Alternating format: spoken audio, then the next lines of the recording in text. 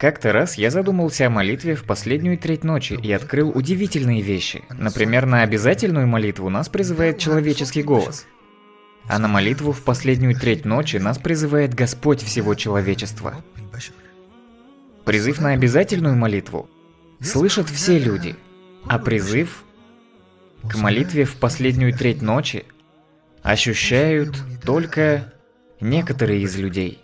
К обязательной молитве призывают словами «спешите на молитву», «спешите к спасению». А к молитве в последнюю треть ночи Господь призывает словами «есть ли просящий у меня, я обязательно дам ему».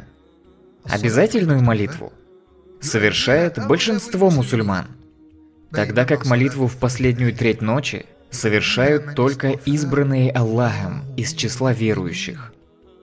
Обязательную молитву некоторые могут совершать ради показухи, а молитву в последнюю треть ночи совершают только тайно и искренне ради Всевышнего Аллаха.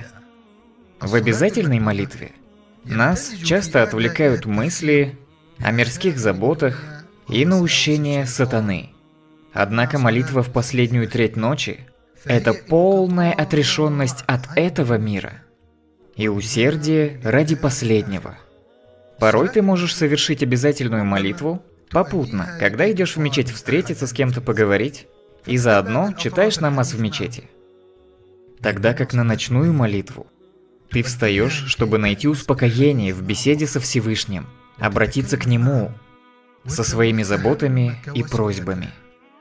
Мольбу в обязательной молитве Господь принимает, а в молитве посреди ночи Аллах обещал принять мольбу от своих рабов. Есть ли просящий у меня, я дам ему.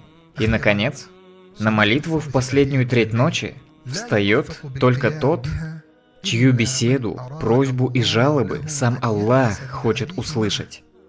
И этот человек самый близкий к Аллаху среди людей.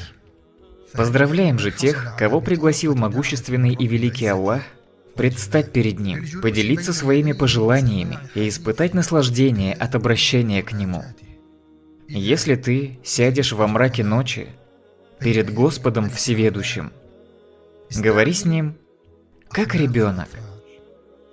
Когда ребенок о чем-то просит и ему отказывают, он начинает плакать, пока не получит желаемое. Так будь как этот ребенок, когда просишь у Всевышнего.